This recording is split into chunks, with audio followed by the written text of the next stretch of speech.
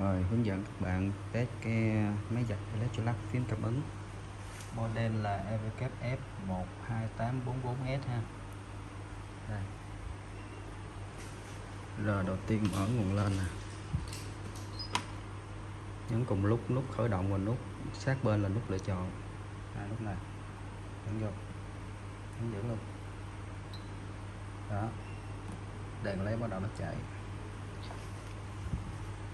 Ok. Tiếp đến ấn giữ nút chương trình và chế độ test.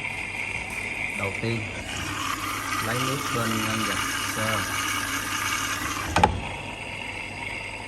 Tiếp nữa bên giặt chính.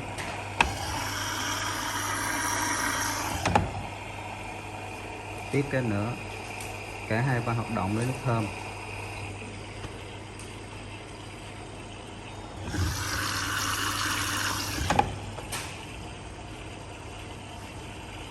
Rồi tiếp cái dừng lại.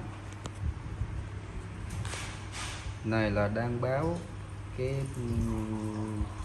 lượng nước có trong cái máy thông qua cái cảm biến mực nước ha, nó đang báo đây ha.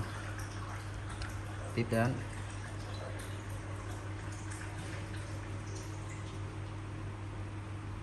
nó cũng đang báo cái lượng nước ha.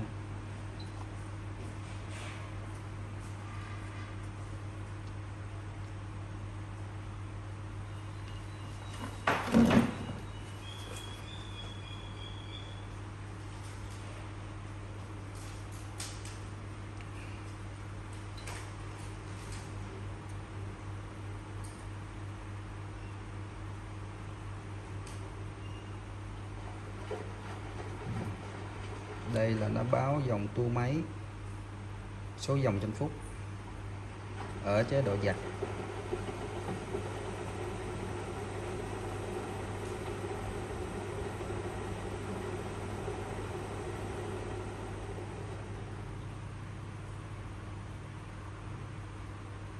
Rồi bơm xả hoạt động. Bơm xả hoạt động. Nước đầu rút hết rồi.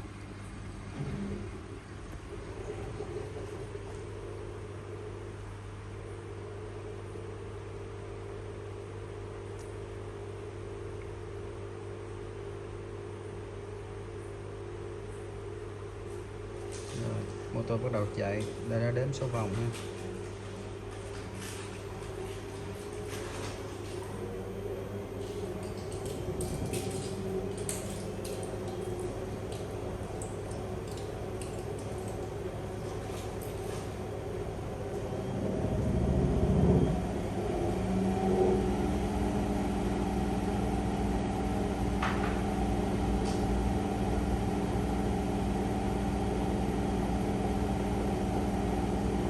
Hiện tại tốc độ cao nhất của nó đạt khoảng 1150 vòng trên phút.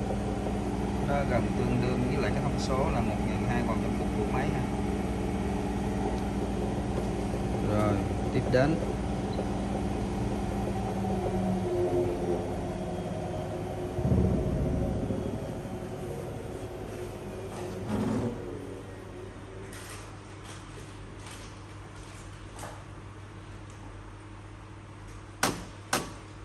rồi kết thúc. Như vậy là các cái